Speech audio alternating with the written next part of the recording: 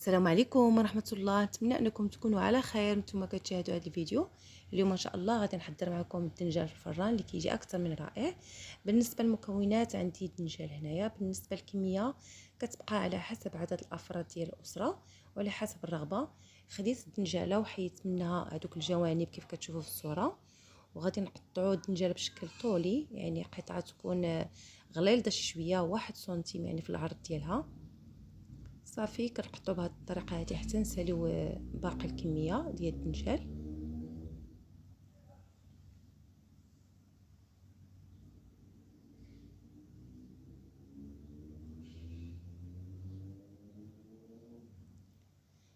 خديت واحد الزليفه وضعت فيها زيت الزيتون، واحد الفصيص كبير ديال الثومه، وراس معلقه ديال البصار، معلقه صغيره ممسوحه ديال التحميره، شويه ديال السودانيه، وبشويه ديال الملحه والزعتر.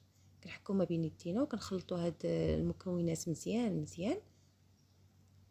من بعد كناخذ واحد اللاطه اللي كتدخل الفران وكنفرشها بابي كويسون، وكندهن هاد القطعات هادو ديال الدنجال مزيان بهذا الخليط هذا. كنكون شاعله الفران يعني سخون قبل على 200 درجه.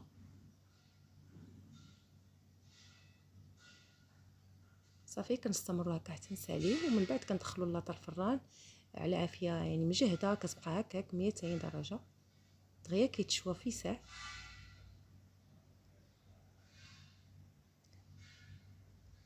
خديت مقيله وضعت فيها تقريبا شي 2 معالق كبار ديال زيت الزيتون، واحد بصله متوسطه شلتها رقيق، فلافل الوان ممكن انكم تستعملوا غير الخضراء ولا الحمراء يعني اللي موجود، واحد طريقه ديال الملحه، ونحركوا مزيان مزيان هاد العناصر ونشدوا عليها. من بعد حتى تهبط لينا هاد الفلفله والبصله غادي نضيفوا الكفته. عندي هنايا كميه قليله تقريبا شي 200 غرام ديال الكفته هنايا عندي ديال الغنمي.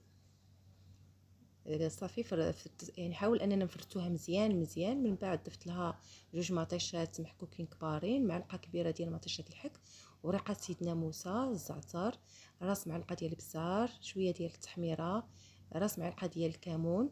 بالنسبه للكمون حاولوا انكم ما تكتروش بزاف، ما مرش لينا يعني هاد لافاغس. قليل من الخرقوم، شويه ديال الماء، ونخلطوا مزيان مزيان ونشدوا عليها ونخلوها طيب على عافيه مهيله.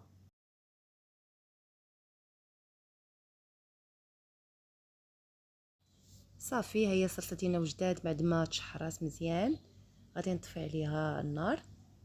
غادي ناخذ واحد القطعه ديال الدنجال وغادي نوضع فيها شويه ديال الحشوه، وغادي نرش عليها شويه ديال الفرماج الموتزاريلا. لكن عندكم هنا فرماج حمر تخلطوه مع الموتزاريلا كيجي بنين اكثر.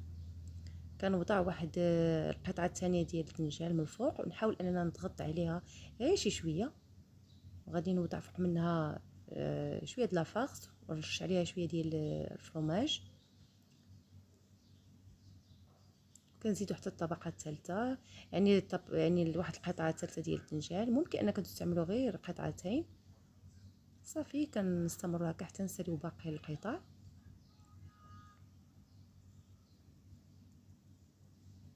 من بعد كندخلوا الفران يكون يعني سخون على فيه مهيله 180 درجه حتى يتحمر لينا داك الفرماج ونخرجوه.